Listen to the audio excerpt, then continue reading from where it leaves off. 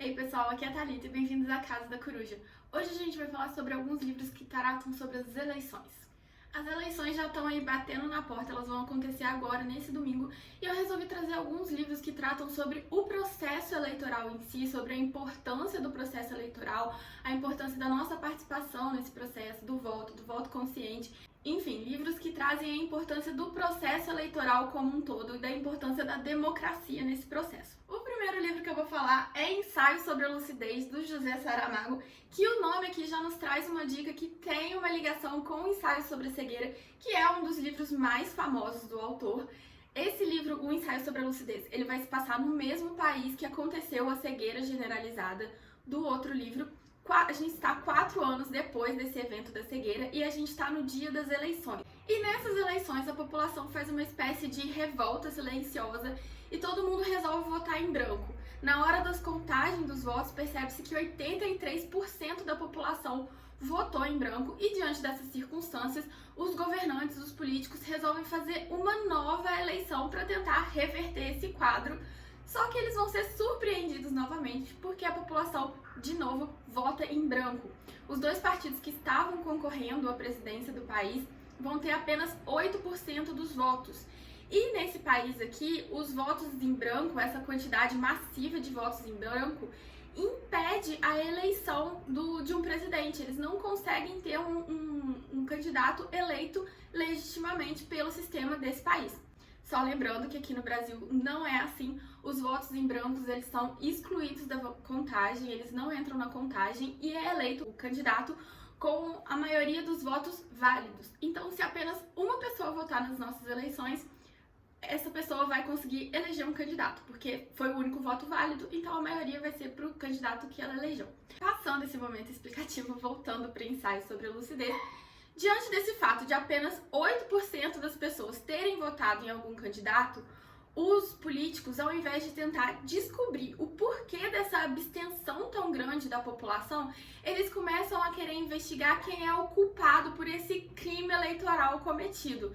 Não é um crime, na verdade, mas eles começam a tratar esse fato como se fosse um crime. E eles começam a perseguir pessoas, passar todos os cidadãos por detector de mentiras para ver se eles denunciam quem que foi o responsável por esse golpe da democracia, até chegar ao estágio máximo que vai ser a decretação de um estado de sítio. Mesmo diante de toda essa violência, a população não vai falar quem foi o responsável por essa ideia de todo mundo votar em branco, até que a gente chega na segunda parte do romance, que vai ser quando o governo vai receber uma carta anônima contando os fatos que aconteceram em Ensaio sobre a Lucidez e falando que existiu uma única mulher que não ficou cega naquele momento, que foi a mulher do médico, e que, como ela foi a única que não ficou cega, ela deve ter algum esquema, alguma falcatrua aí por trás, ela deve ser a responsável por esse novo golpe. Então, a partir daí, a gente entra na segunda metade do romance, que vai ser o governo perseguindo não só a mulher do médico, como vários outros personagens de Ensaio sobre a Cegueira que estavam ali no meio do grupo dela,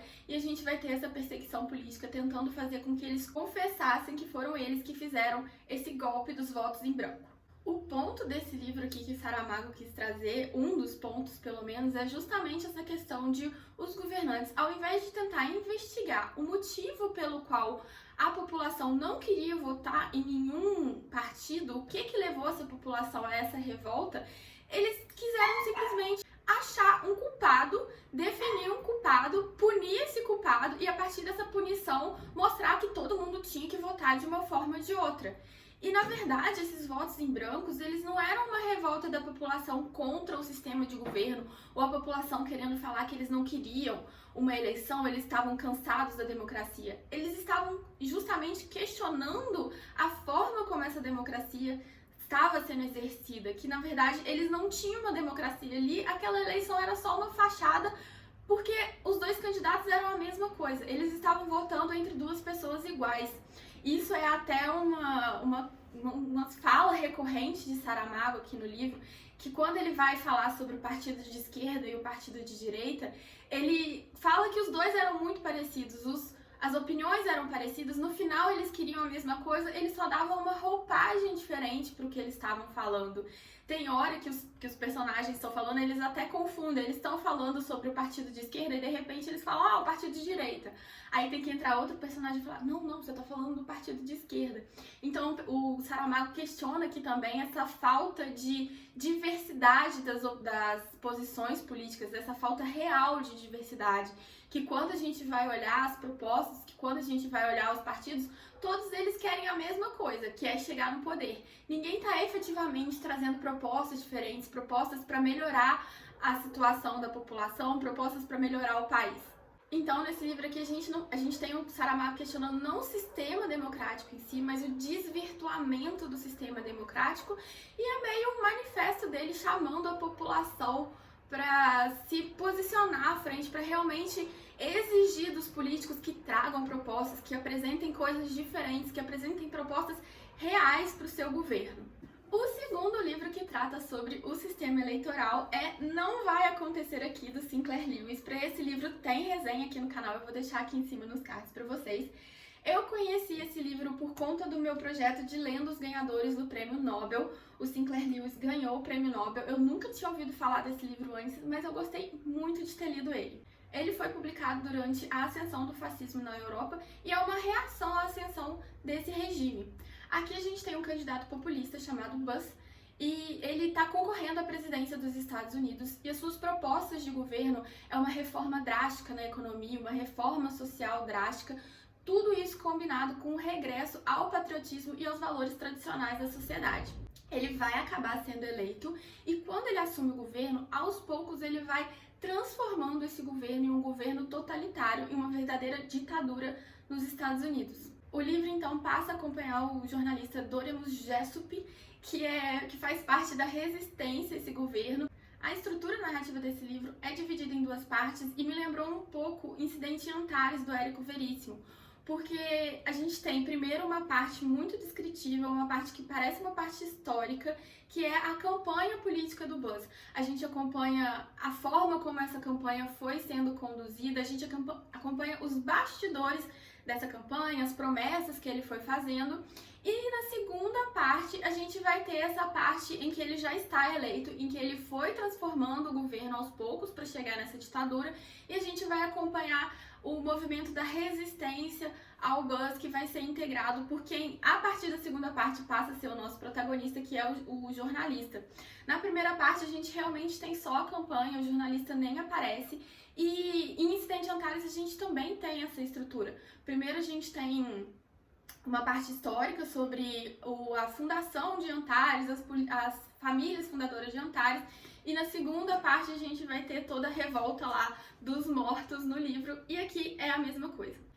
Tem uma fala desse livro que me chamou muita atenção, eu até marquei ela durante a leitura, que é o Doremus, o jornalista, falando que o Bush só conseguiu chegar no poder porque a gente colocou ele lá.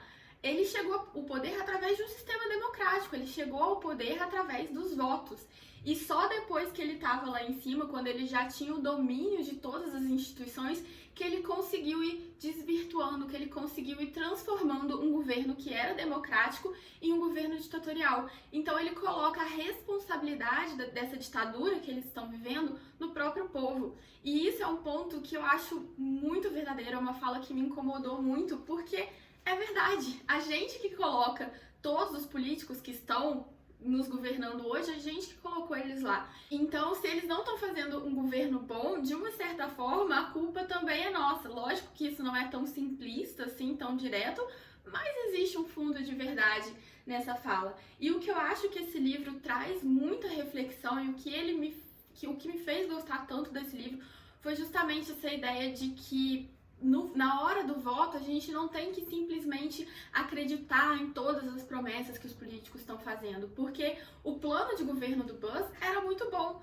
só que quando você olhava a vida do Bush e tudo que ele tinha feito para trás, não condizia muito com o que ele estava falando. Então, o Sinclair Lewis, ele traz justamente essa necessidade da população realmente investigar os políticos que estão votando, analisar não só o que eles estão falando, mas analisar a viabilidade da realização desses projetos. Às vezes a gente tem um projeto maravilhoso, mas que na hora que você vai pensar não é muito realizável na prática. E não só analisar a possibilidade de realização dos projetos, mas também realizar se aquilo que eles estão falando condiz com o que eles fizeram até agora. Eu gostei muito desse livro. Como eu falei, a primeira parte do livro é uma parte mais lenta, é uma parte mais descritiva, mais histórica. Exige um esforço da nossa parte em continuar lendo, mas depois que o Buzz é eleito, que a gente vai acompanhar a tentativa de tirada dele do poder, ele muda um pouco o ritmo. Ainda não é o livro mais cheio de ação que você vai encontrar, mas eu achei o livro muito bom e eu gostei muito das reflexões que ele me trouxe. O próximo que eu vou falar não é um livro, mas é um conto de Machado de Assis. Esse aqui, quem quiser ler antes das eleições, ainda dá tempo. O Machado de Assis, ele sempre foi um crítico muito forte ao sistema eleitoral. Se vocês tiverem acesso às crônicas de Machado de Assis, vocês vão perceber que as eleições, a política, o sistema eleitoral como um todo, que é o tema deste vídeo, está muito presente nas crônicas do Machado de Assis, mas aqui a gente tem um conto que efetivamente vai falar sobre o sistema eleitoral em si. Aqui na minha edição a gente tem até uma nota de rodapé que fala que esse conto ele foi publicado originalmente no livro Papéis Avulso, e o Machado, comentando esse conto, ele fala que esse é o único conto de todo o livro que tem um sentido restrito, que são as nossas alternativas eleitorais. Ou seja, esse conto não tem outra finalidade, não tem outra interpretação que não o processo eleitoral e as nossas escolhas nesse processo eleitoral. Nesse conto aqui a gente tem o protagonista narrando que ele descobriu uma espécie de aranha na fazenda dele que consegue se comunicar. As aranhas falam. Ele aprende a língua das aranhas, começa a se comunicar com elas e a partir desse momento ele começa a observar a forma de organização dessa comunidade. Em um determinado ponto a gente vai ter a organização política, que é o que o protagonista ele está fazendo uma palestra sobre essas suas observações e ele fala que ele vai focar especificamente na organização política dessas aranhas e é isso que ele vai nos contar de forma mais detalhada. Essas aranhas, em um determinado momento, vão determinar que a melhor forma de governo é a democracia por maioria e vão elaborar ali o seu sistema de voto. E o sistema que elas instauram vai ser a fabricação de um saco e dentro desse saco elas vão depositando bolinhas com os nomes dos candidatos que elas estão votando. E no decorrer das eleições sempre vão acontecendo fraudes a esse sistema. Primeiro elas encontram votos duplicados com o nome do mesmo candidato e aí elas determinam que o que causou essa fraude na verdade foi o tamanho do saco. Por ser um saco muito grande, ele dava espaços para fraude, para a mesma pessoa colocar duas bolinhas ali dentro. Então elas acabam decidindo que a forma de eliminar essa fraude é diminuir o tamanho do saco.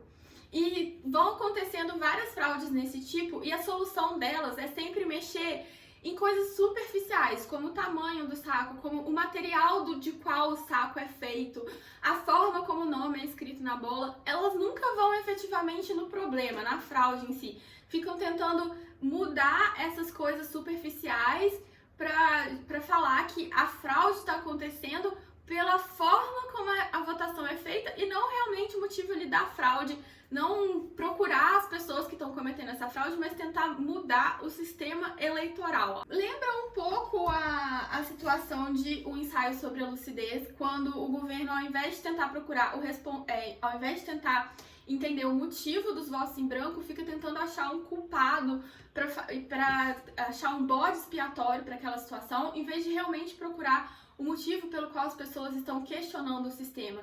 E aqui a gente tem isso também. Ao invés de a gente tentar cortar a corrupção pela raiz, a gente fica tentando jogar coisas supérfluas, tentando mudar coisas supérfluas que não vão interferir nesse sistema corrupto em si, para tentar achar uma solução que não vai ser nunca uma solução.